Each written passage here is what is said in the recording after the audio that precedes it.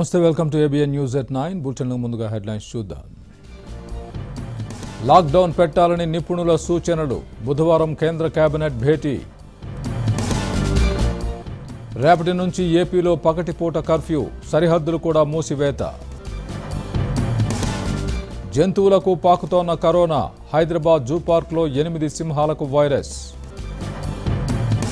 ఏటల భూములపై మెదక్ కలెక్టర్ నివేదిక చెల్లదన్న హైకోర్టు. నోటీసులు జారీ చేసి మళ్లీ విచారించాలని ఆదేశం. ఏటలను పార్టీ నుంచి బహిష్కరించే యోచనలో కేసీఆర్. తెలంగాణలో మరో ఉద్యమం ప్రారంభమైందన్న మాజీ మంత్రి. ప్రభుత్వంపై కోర్టుకు వెళ్లిన శ్రీవారి ప్రధాన అర్చకుడు. అన్యాయం చేసిందని పిటిషన్. బెంగాల్లో దుమారం రేపుతోన్న రాజకీయ హింస. గవర్నర్కు ఫోన్ చేసి వివరాలు తెలుసుకున్న మోదీ. కంగనా రనౌత్ ట్విట్టర్ అకౌంట్ శాశ్వతంగా తొలగింపు. నిబంధనలు ఉల్లంఘించినందుకు నిర్ణయం. ఐపీఎల్ నిరవధికంగా వాయిదా. విదేశీ ఆటగాళ్లను స్వదేశాలకు పంపేందుకు బీసీసీఐ తంటాలు.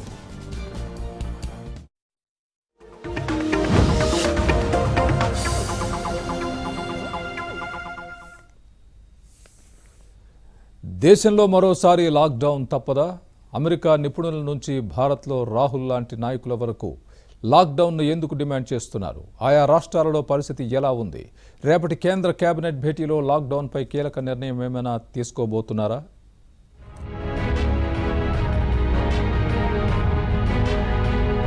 దేశంలో కరోనా సెకండ్ వేవ్ విజృంభణ కొనసాగుతూనే ఉంది. కరోనా మహమ్మారి స్వైర విహారం చేస్తుండటంతో పలు రాష్ట్రాలు విలవిలలాడుతున్నాయి. ఇప్పటికే అనేక రాష్ట్రాలు కర్ఫ్యూ, లాక్డౌన్ తరహా ఆంక్షలు విధిస్తున్నాయి. తాజాగా బీహార్ కూడా మే 15 వరకు పూర్తి స్థాయి లాక్డౌన్ విధిస్తున్నట్లు ప్రకటించింది. బీహార్లో నిన్న ఒక్కరోజే దాదాపు 12,000 పాజిటివ్ కేసులు బయటపడగా 82 మంది మృత్యువాత పడ్డారు. అటు మహారాష్ట్రలో నిన్న 48,621 కొత్త కేసులు నమోదు కాగా 567 మరణాలు చోటు చేసుకున్నాయి. కర్ణాటకలో 44,000కు పైగా కేసులు, 239 మరణాలు సంభవించాయి. ఢిల్లీలో ఒక్కరోజే 18,000 పాజిటివ్ కేసులు బయటపడగా 448 మంది ప్రాణాలు కోల్పోయారు. మహారాష్ట్ర, ఢిల్లీ, కర్ణాటక, ఒడిశా, గోవాలో పూర్తి స్థాయిలో లాక్డౌన్ తరహా ఆంక్షలు కొనసాగుతుండగా ఉత్తరప్రదేశ్, జమ్మూ, హర్యానా, గుజరాత్ రాష్ట్రాల్లో పాక్షిక లాక్డౌన్, వీకెండ్ లాక్డౌన్ ఆంక్షలు కొనసాగుతున్నాయి. ఇక తెలంగాణ, ఏపీలో కర్ఫ్యూ ఆంక్షలు అమలవుతున్నాయి.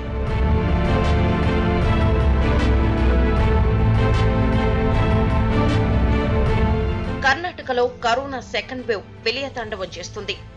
ఆక్సిజన్ అందక 2 రోజుల క్రితం 24 మంది చనిపోయిన విషయం మర్చిపోకముందే తాజాగా కలబురిగిలోని అఫ్జల్పూర్ ఆసుపత్రిలో ఆక్సిజన్ అందక 4 కరోనా రోగులు మృతి చెందారు. రాష్ట్రంలో మృత్యుఘోష నేపథ్యంలో శ్మశాన వాటికలన్నీ శవాలతో నిండిపోతున్నాయి. దీంతో అనేక శ్మశాన వాటికల్లో హౌస్ఫుల్ బోర్డులే కనిపిస్తున్నాయి. ఇటు దేశ రాజధాని ఢిల్లీలోనూ ఇదే పరిస్థితి నెలకొంది. శవాలను దహనం చేయడానికి శ్మశానాల్లో ఖాళీ లేని దుస్థితి నెలకొంది. దీంతో ఢిల్లీలో శ్మశాన వాటికల సంఖ్యలను అత్యవసరంగా పెంచాలని ప్రభుత్వాన్ని, మున్సిపల్ కార్పొరేషన్లను హైకోర్టు ఆదేశించింది. ఢిల్లీలో మే 10 వరకు లాక్డౌన్ అమల్లో ఉండగా ఆటో రిక్షా, టాక్సీ డ్రైవర్లను ఆదుకునేందుకు వారికి 5,000 ఆర్థిక సాయాన్ని ప్రకటించారు సీఎం కేజ్రీవాల్.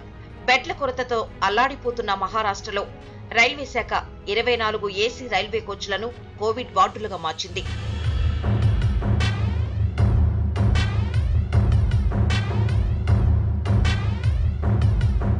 దేశంలో కరోనా సెకండ్ వేవ్ విలయం సృష్టించడంతో కేంద్ర ప్రభుత్వం ఇప్పటికే నీట్ పరీక్షను 3 నెలల పాటు వాయిదా వేయగా తాజాగా ఈ నెల 24 నుంచి 28 వరకు జరగాల్సిన జేఈఈ మెయిన్స్ పరీక్షను కూడా వాయిదా వేసింది.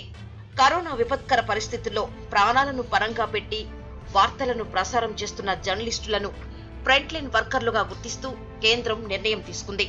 దేశవ్యాప్తంగా రానున్న 3 రోజుల్లో 48 లక్షల వ్యాక్సిన్ డోసులను రాష్ట్రాలకు అందించనున్నట్లు కేంద్ర ఆరోగ్య మంత్రిత్వ శాఖ తెలిపింది. ఇప్పటికే రాష్ట్రాల్లో 75 లక్షలకు పైగా డోసులు అందుబాటులో ఉన్నాయంది.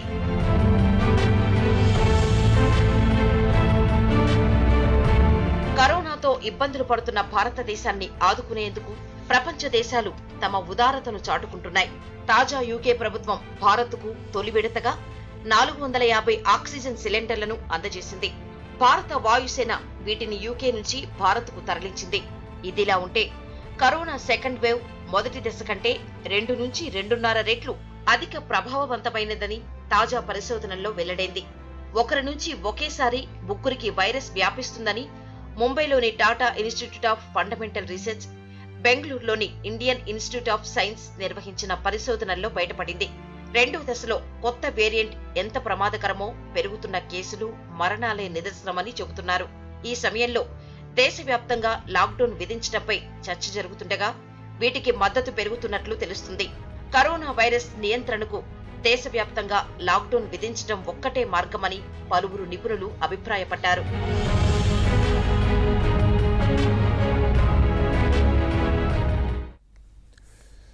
భారత్లో పరిస్థితిపై అమెరికాకు చెందిన ప్రముఖ అంటువ్యాధుల నిపుణులు డాక్టర్ యాంథోనీ ఫౌచి తీవ్ర ఆందోళన వ్యక్తం చేశారు. భారత్లో ప్రస్తుత పరిస్థితి దారుణంగా ఉందని అన్నారు. భారత్లో వెంటనే కొన్ని వారాల పాటు లాక్డౌన్ పెట్టాల్సిన అవసరం ఉందని అభిప్రాయపడ్డారు. అంతేకాదు కరోనాను ఎదుర్కొనేందుకు వెంటనే సైన్యాన్ని రంగంలోకి దించాలని కూడా సంచలన సూచన చేశారు. భారీ స్థాయిలో వ్యాక్సినేషన్ డ్రైవ్ చేపట్టాలని, పెద్ద సంఖ్యలో తాత్కాలిక ఆసుపత్రులను ఏర్పాటు చేయాలని అన్నారు. కేవలం వైద్య పరికరాలే కాకుండా సిబ్బంది కోసం ఇతర దేశాల సహాయాన్ని భారత్ తీసుకోవాలని సూచించారు.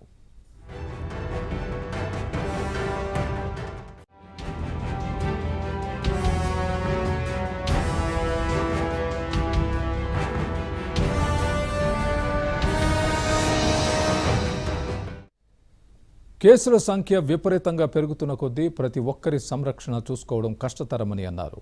ఇలాంటి సమయంలో ఆక్సిజన్, వైద్య సదుపాయాల కొరత ఏర్పడడం అసాధారణ పరిస్థితులకు దారితీస్తాయని అన్నారు. అందుకే సాధ్యమైనంత వరకు సహాయం చేసేందుకు ప్రపంచ దేశాలు ముందుకు రావాలని ఫౌచి అన్నారు.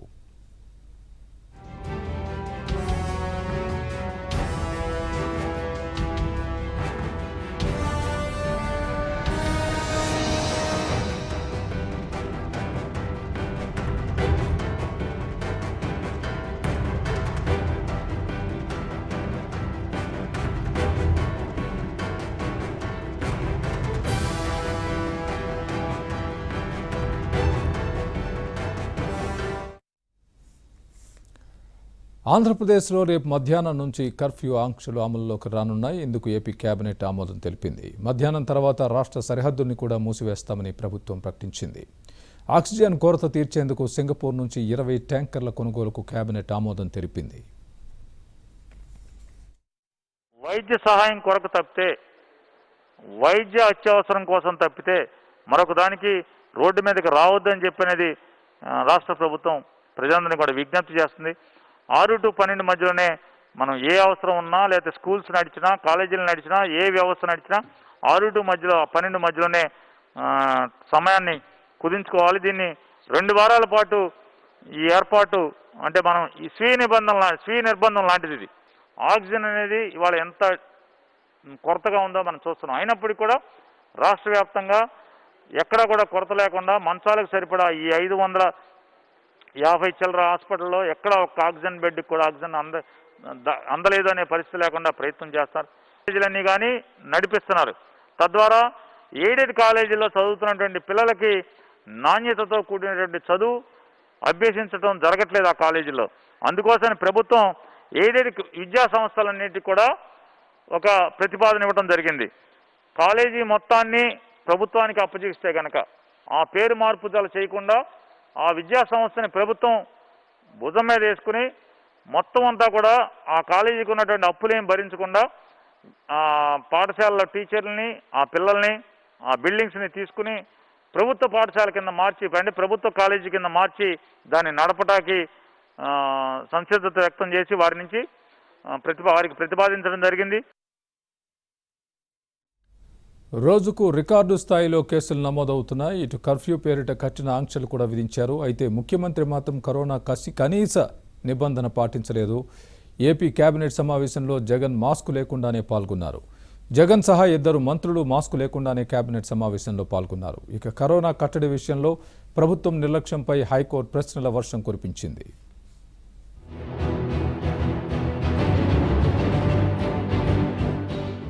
రాష్ట్రంలో కరోనా కేసులు మళ్లీ 20,000 దాటాయి. తాజాగా 20,034 పాజిటివ్ కేసులు నమోదయ్యాయి. వైరస్ మహమ్మారితో 82 మంది మృతి చెందారు. కేసుల సంఖ్య పెరుగుతున్నా కట్టడి చర్యలు పూర్తి స్థాయిలో తీసుకోవడం లేదని విమర్శలు వ్యక్తమవుతున్నాయి. మరోవైపు మాస్క్ విషయంలో సీరియస్ గా ఉన్న ప్రభుత్వ పెద్దలు నిబంధనలు గాలికి వదిలేశారు. మంగళవారం జరిగిన కేబినెట్ సమావేశంలో సీఎం జగన్ తో పాటు మంత్రులు పెద్దిరెడ్డి, విశ్వరూప్ మాస్క్ లేకుండానే పాల్గొన్నారు. ప్రజలకు చెప్పే ప్రభుత్వ పెద్దలు వాటిని పట్టించుకోరా అని ప్రజలు ప్రశ్నిస్తున్నారు. ఉదయం 11 గంటల నుంచి 2:30 కేబినెట్ అయింది. ఆ మధ్యలో షుగర్ పేషెంట్లు ఉంటారు, ఏమంటారు టీ తాగుతాక మాస్క్ తీస్తే మీకు అదే టీవీలో కనపడితే ఎట్లా అనేది. ఇప్పుడు అక్కడ కేబినెట్లో అందరూ మాస్కులు లేకుండా ఉంటే మీరు మీ ఇష్టం వచ్చినట్టు మమ్మల్ని కామెంట్ చేయొచ్చు, మమ్మల్ని ప్రశ్నించవచ్చు, నిందించవచ్చు, ఏమయ్యా ఏం చెప్తావా అని అనొచ్చు. కానీ రాష్ట్రంలో అక్కడ క్యాబినెట్లో కూర్చొన్న ఐఏఎస్ ఆఫీసర్లకు కానీ లేదా మంత్రి మండలి మొత్తానికి కానీ అందరం ఎవరో ఒక మాస్క్ తీయలేదు ఎవరు. ఇక కరోనా నియంత్రణ విషయంలో ప్రభుత్వాన్ని హైకోర్టు ప్రశ్నించింది. వైరస్ కట్టడి, చికిత్సపై గురువారంలోపు పూర్తి స్థాయి నివేదిక ఇవ్వాలని ఆదేశించింది. మరణించిన వారికి గౌరవప్రదంగా అంత్యక్రియలు నిర్వహించాలని సూచించింది. ఈ కేసులో కోర్టుకు సహాయపడేందుకు అమికస్ క్యూరీగా సీనియర్ న్యాయవాదిని నియమించింది. ఇక కరోనా కట్టడికి బుధవారం నుంచి హాఫ్ డే కర్ఫ్యూను అమలు చేయనుండటంతో రాష్ట్ర సరిహద్దులను కూడా మూసివేయనున్నారు.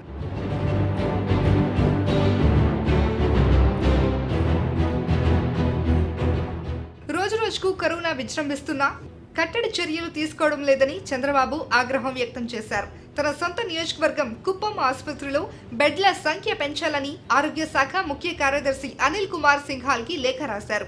రాష్ట్ర వ్యాప్తంగా టెస్టులు, బెడ్లు, ఆక్సిజన్, వెంటిలేటర్ల సంఖ్యను పెంచేలా చర్యలు తీసుకోవాలని కోరారు. ఇక కరోనా ఉధృతి కాలంలో రేషన్ సరుకులు అందక పేదలు తీవ్ర ఇబ్బందులు పడుతున్నారు. ఇంటింటికి రేషన్ పేరుతో ప్రజా పంపిణీ వ్యవస్థను నిర్వీర్యం చేశారని టీడీపీ ఎమ్మెల్సీ అశోక్ బాబు విమర్శించారు.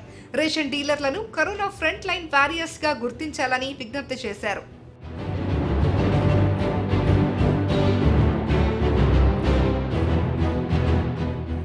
క్వారంటైన్ కేంద్రాల్లో సరైన వసతులు లేవని బాధితులు మండిపడుతున్నారు. సమయానికి భోజనం, మంచినీరు ఇవ్వడం లేదని ఆవేదన వ్యక్తం చేస్తున్నారు. ఇక కరోనా కేసులు భారీగా పెరగడంతో విశాఖ, అరకులోయ పర్యాటక ప్రాంతాలు మూసివేశారు. హైదరాబాద్ జూ పార్కులో జంతువులకు వైరస్ నిర్ధారణ కావడంతో తిరుపతి ఎస్వి జూ పార్కును మూసివేశారు. కర్ఫ్యూ సందర్భంగా శ్రీవారి దర్శనాలపై టీటీడీ క్లారిటీ ఇచ్చింది. శ్రీవారి దర్శనాలను యథావిధిగా కొనసాగించాలని నిర్ణయించారు.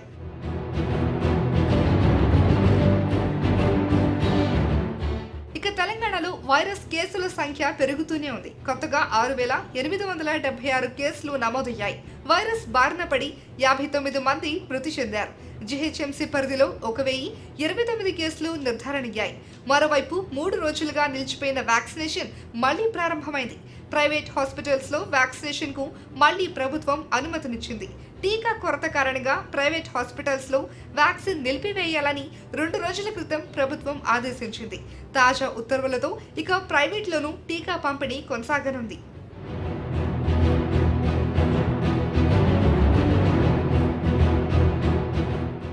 టీఆర్ఎస్ ఎమ్మెల్యే రేఖా నాయక్ కు వైరస్ సోకింది. దీంతో ఖానాపూర్లోని క్యాంపు కార్యాలయంలో ఐసోలేషన్ లో ఉన్నారు. మంచిర్యాల జిల్లా క్యాతనపల్లి మున్సిపాలిటీలో ఈ నెల 9వ తేదీ వరకు సెల్ఫ్ లాక్డౌన్ కొనసాగించనున్నారు. నిర్మల్ జిల్లాలో ఈ నెల 31 వరకు 30 పోలీస్ యాక్ట్ అమలు ఉంటుందని ఎస్పీ తెలిపారు.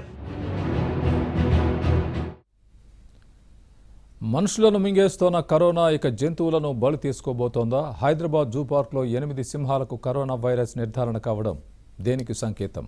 మున్ముందు జంతువుల పరిస్థితి ఏమిటి?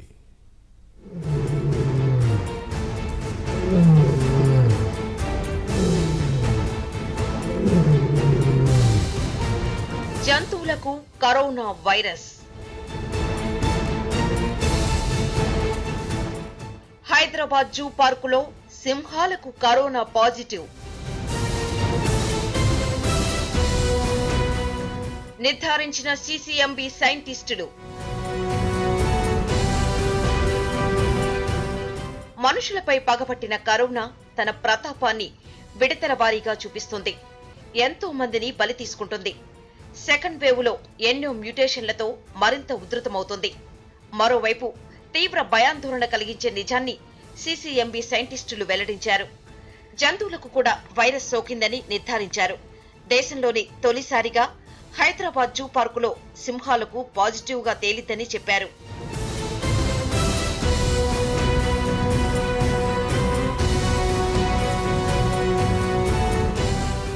హైదరాబాద్ లో నెహ్రూ జూలాజికల్ పార్కులోని ఆసియా సింహాలు వైరస్ బారిన పడ్డాయి.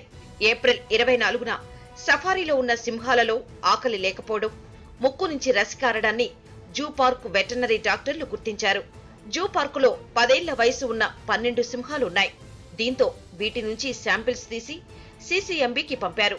ఆర్టీపీసీఆర్ ద్వారా 4 ఆడసింహాలు, 4 మగ సింహాలకు SARS-CoV-2 రకం సోకిందని సైంటిస్టులు నిర్ధారించారు.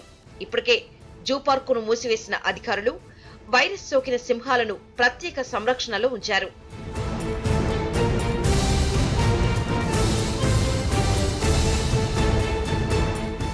నెహ్రూ జూలాజికల్ పార్కును 2 రోజుల క్రితం మూసివేశారు. జనసాంద్రత ఉన్న ప్రాంతంలో జూ పార్కు ఉన్నందున వారి నుంచి సింహాలకు సోకి ఉండొచ్చని, లేదంటే జూ కీపర్లు లేదా సంరక్షకుల నుంచి వచ్చినట్లు అనుమానిస్తున్నారు. జూ పార్కులో ఇటీవల 25 మందికి పైగా సిబ్బందికి కోవిడ్ పాజిటివ్ వచ్చినట్లు నిర్ధారించారు. ఇక జూ పార్కులో సింహాలకు కరోనా సోకడంపై ప్రజల్లో అలజడి రేగింది. పెంపుడు జంతువులు, వీధి కుక్కలను ఈ వైరస్ అటాక్ చేస్తే ఏంటనే తీవ్ర చర్చ మొదలైంది. మరోవైపు జూ పార్కులో జంతువులకు వైరస్ సోకడంపై అధికారులు ప్రకటన విడుదల చేశారు. ప్రస్తుతం సింహాలు కోలుకుంటున్నాయని తెలిపారు. అయితే జంతువులకు వైరస్ ఎలా సోకిందన్న కారణాలను వెల్లడించలేదు. అయితే జంతువుల నుంచి మనుషులకు వ్యాప్తి అవుతుందని అనడానికి ఎలాంటి ఆధారాలు లభించలేదని ప్రకటించారు.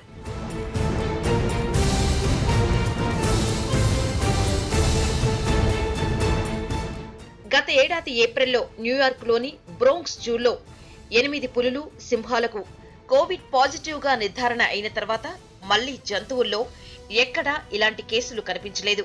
అయితే హాంకాంగ్ లో కుక్కలు, పిల్లులలో ఈ వైరస్ కనబడిందని wildlife research director doctor Shirish Upadhyay చెప్పారు. ఈ వైరస్ జంతువులకు ఎలా వచ్చిందో తెలుసుకోవడానికి సీసీఎంబీ శాస్త్రవేత్తలు పరిశోధన చేస్తున్నారని జూ వర్గాలు తెలిపాయి.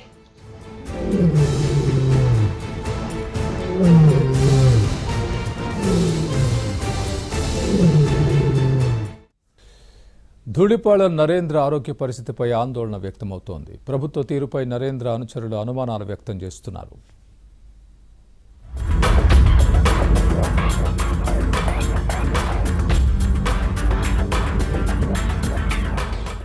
సంగం డైరీ కేసులో ఏసీబీ అరెస్ట్ చేసిన ధూళిపాళ్ల నరేంద్ర, డైరీ ఎండీ గోపాలకృష్ణన్ అస్వస్థతకు గురయ్యారు.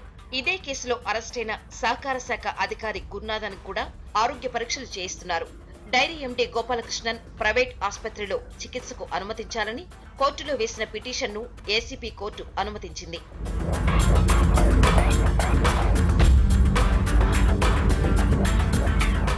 సంగం డైరీలో ఆర్థిక, పాలనాపరమైన అవకతవకలు జరిగాయంటూ అవినీతి నిరోధక శాఖ కేసులు నమోదు చేసింది. డైరీని కూడా స్వాధీనం చేసుకుంది. ఈ కేసులో అరెస్టైన dairy chairman Dhulipalla Narendra, MD Gopalakrishnan, సహకార శాఖ అధికారి గురునాథాన్ని రాజమండ్రి సెంట్రల్ జైలుకు తరలించారు. పోలీసు కస్టడీకి ఈ ముగ్గురిని అనుమతించింది కోర్టు. అయితే సోమవారం ఉదయం నుంచి డైరీ ఎండీ గోపాలకృష్ణన్ కు అనారోగ్యంగా ఉండటంతో పరీక్షల్లో కరోనా పాజిటివ్ గా తేలింది. ఆక్సిజన్ లెవెల్స్ తగ్గటంతో మెరుగైన వైద్యం కోసం ప్రైవేట్ ఆసుపత్రికి తరలించాలని ఆయన కుటుంబ సభ్యులు ఏసీబీ కోర్టులో పిటిషన్ దాఖలు చేశారు. వాదనలు విన్న కోర్టు ప్రైవేట్ ఆసుపత్రిలో చికిత్సకు అనుమతించింది.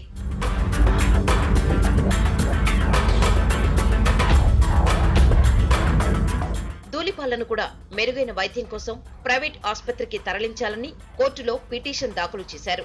అయితే నరేంద్రకు ఆరోగ్య పరీక్షలు నిర్వహించామని, ఇంకా నివేదిక రావాలని అధికారులు కోర్టుకు విన్నవించారు. అయితే ప్రభుత్వం కావాలనే ధూళిపాళ్లపై కక్ష సాధింపు చర్యలకు పాల్పడుతుందని డైరీకి అనుబంధంగా ఉన్న ధూళిపాళ్ల వీరయ్య చౌదరి మెమోరియల్ ఆసుపత్రిలో సిబ్బంది, వైద్యులు పెద్ద ఎత్తున నిరసన చేపట్టారు. వెంటనే హెల్త్ బులెటిన్ ప్రకటించాలని డిమాండ్ చేశారు. మొత్తానికి ధూళిపాళ్ల నరేంద్ర ఆరోగ్య పరిస్థితిపై ఆయన కుటుంబ సభ్యులతో పాటు డైరీ, ఆసుపత్రి ఉద్యోగులు కూడా ఆందోళన చెందుతున్నారు.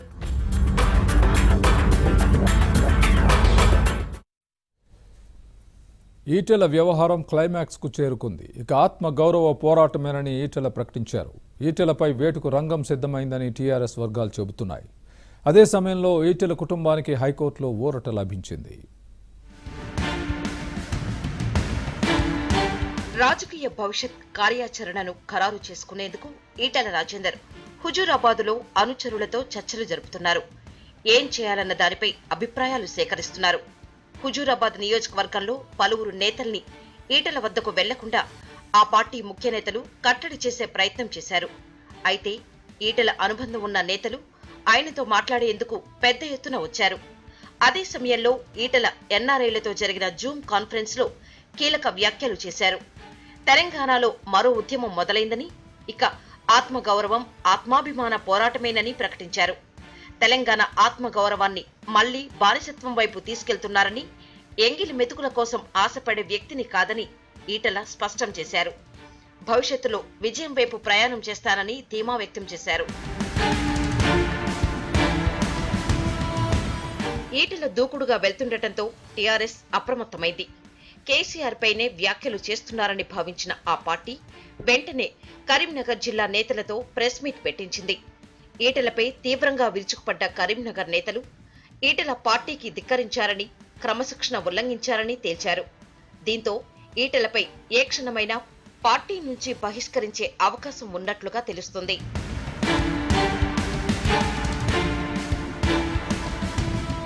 మరోవైపు జమున హ్యాచరీస్ విషయంలో మెదక్ కలెక్టర్ ఇచ్చిన నివేదిక చెల్లదని హైకోర్టు స్పష్టం చేసింది. అచ్చంపేటలోని తమ భూముల్లోకి అక్రమంగా ప్రవేశించారని, ఎలాంటి నోటీసులు ఇవ్వకుండా విచారణ చేపడుతున్నారని జమున హ్యాచరీస్ సంస్థ హైకోర్టును ఆశ్రయించింది. ఈ పిటిషన్పై విచారణ జరిపిన హైకోర్టు ప్రభుత్వాన్ని కీలకమైన ప్రశ్నలు అడిగింది. ముందస్తుగా నోటీసులు ఇచ్చారా అని ప్రశ్నించింది. దీనిపై ప్రభుత్వ లాయర్ నీళ్లు నమిలారు. హైకోర్టు అనేక నిబంధనలను ప్రస్తావించి అలా చేశారా అంటే సమాధానం లేకపోయింది. దీంతో హైకోర్టు మే 1, 2న జరిగే విచారణ మెదక్ జిల్లా కలెక్టర్ ఇచ్చిన నివేదిక చెల్లదని స్పష్టం చేసింది. సరైన పద్ధతిలో నోటీసులు ఇచ్చి విచారణ జరపాలని స్పష్టం చేసింది. నోటీసులు ఇచ్చి నిబంధనల ప్రకారం సమయం ఇవ్వాలని, శుక్రవారం ఇచ్చి సోమవారం రిప్లై ఇవ్వమనేలా ఉండకూడదని ఆదేశించింది. ఈ వ్యవహారంలో అధికారులు ఉల్లంఘనకు పాల్పడ్డారని హైకోర్టు అభిప్రాయం వ్యక్తం చేసింది. ప్రతివాదులందరికీ నోటీసులు జారీ చేసిన హైకోర్టు కౌంటర్ దాఖలు చేయాలని ప్రభుత్వాన్ని ఆదేశించింది. హైకోర్టు విచారణలో ఈటెల ఫ్యామిలీకి కాస్త నైతిక మద్దతు లభించినట్లయింది. ఇప్పటికే ఆ భూముల్లో అక్రమాలు లేవని, అక్రమాలు ఉన్నాయని కోర్టులో తేలితే ఏ శిక్షకైనా సిద్ధమని ఈటెల చెబుతున్నారు. మెదక్ కలెక్టర్ ఇచ్చిన నివేదిక చెల్లదని హైకోర్టు చెప్పినా ఆ నివేదికల ఆధారంగానే మంత్రిగా ఉన్న ఈటెల రాజేందర్ నుంచి మొదటగా శాఖలు, ఆ తర్వాత మంత్రి పదవిని ఒకరోజు తేడాతో సీఎం కేసీఆర్ తొలగించేశారు. కలెక్టర్ ఇచ్చిన నివేదిక చెల్లకపోయినా ఆ నివేదిక ఆధారంగా తీసుకున్న చర్యలకు ఏ ఇబ్బంది ఉండదు. టీఆర్ఎస్ జెండా కేసీఆర్ బొమ్మతోనే ఈటెల గెలిచారని మంత్రి గంగుల వ్యాఖ్యలకు ఈటెల కౌంటర్ ఇచ్చారు. కేసీఆర్కు ఇంత అహంకారమని గంగుల అనలేదా అంటూ ఈటెల ప్రశ్నించారు. 6 సార్లు గెలిచినా, మా హుజరాబాద్లో గెలిచినా అంటే గెలుపు నీది కాదు, టీఆర్ఎస్ పార్టీ కేసీఆర్ గెలుపు అని కూడా మీరు బాధపెట్టుకోండి. ఇప్పుడు ఒక్కొక్కటి నిజస్వరం బయటపడుతుంది. ఇప్పుడు ఈరోజు కేసీఆర్ ఒక లెజెండ్, కేసీఆర్ ఒక శక్తి. ఈరోజు 90% ప్రజలు వారు తాగే నీళ్లలో, వారు ఉండే కరెంటులో, ప్రతి ఒక్క దాంట్లో కేసీఆర్ గారు చూసుకుంటారు. నిన్నుగా చూసుకున్నది ఎక్కడ చీమలు పెట్టిన పుట్టలో పాములు ఎక్కడ దూరిండని ఎవరైతే మాట్లాడుతుందో అది వాళ్ళ విజ్ఞతకే వదిలేస్తున్నాను నేను, వాళ్ళ విజ్ఞతకే వదిలేస్తున్నాను. రెండోది ఏంటంటే ఏదో మేకమైన పుళ్ళు, ఆ మేకమైన పుళ్ళు ఏందో, ఆ కథ ఏందో, ఎవరు మా మీద దాడులు చేసిండ్రో, ఎవరి చరిత్ర ఏందో నేను ఏం చెప్తా చెప్పాలంతా ప్రజాక్షేత్రంలో ఉన్నది. వాళ్ళ సహచర ఎమ్మెల్యే గంగుల కమలాకర్ గారు అన్న మాట ఏంటంటే, ఇంత అహంకారం ఉంటుందా అన్న, ఇంత అధ్వానం ఉంటుందా అన్న, ఇగో ఇట్లాంటప్పుడే మళ్ళీ ఇట్లాంటి సందర్భంలో మన ఈగో దెబ్బతింటే కరీంనగర్ నుంచే మరో విప్లవం వస్తా అని చెప్పినోడు మా గంగుల కమలాకర్ గారు. కృష్ణా జిల్లాలో భారీ వర్షాలు కురిశాయి. కుండపోత వర్షానికి పెద్ద ఎత్తున చెట్లు, విద్యుత్ వైర్లు తెగిపడ్డాయి. చేతికొచ్చిన పంటలు నీటిపాలు కావడంతో రైతులు తీవ్రంగా నష్టపోయారు. మైలవరం మండలం పుల్లూరులో ధాన్యపు కళ్ళాలన్నీ వరద నీటితో నిండిపోయాయి. వరి, మొక్కజొన్న తదితర పంటలన్నీ వర్షపు నీటిలోనే మునిగిపోయాయి.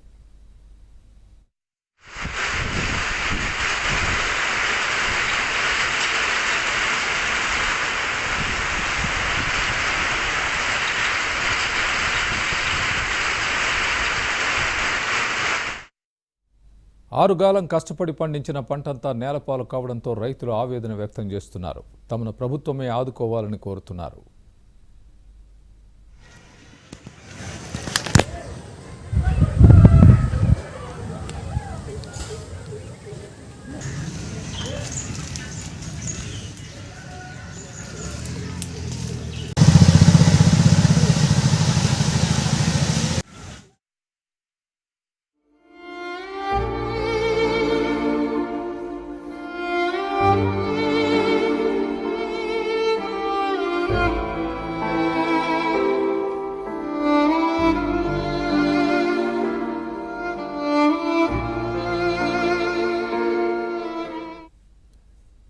ఏబిఎన్ ఆంధ్రజ్యోతి సంస్థల managing director Vemuri Radhakrishna, Andhrajyothi executive director Vemuri Aditya, ABN డైరెక్టర్లు భానుప్రకాష్, అనూషను పలువురు ప్రముఖులు ఇవాళ పరామర్శించారు.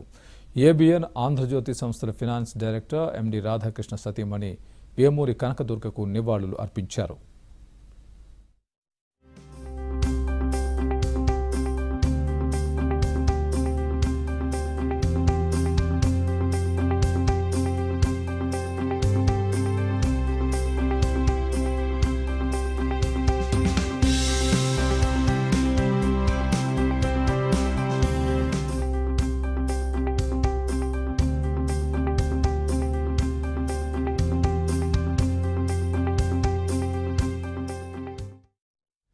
ఏబిఎన్ ఆంధ్రజ్యోతి సంస్థల managing director Vemuri Radhakrishna, Andhrajyothi executive director Vemuri Aditya, ABN డైరెక్టర్లు భానుప్రకాష్ను టీఆర్ఎస్ ఎమ్మెల్యే మంచిరెడ్డి కిషన్ రెడ్డి, తెలంగాణ జనసమితి అధ్యక్షుడు ప్రొఫెసర్ కోదండరాం, కొండా సురేఖ తదితరులు పరామర్శించారు.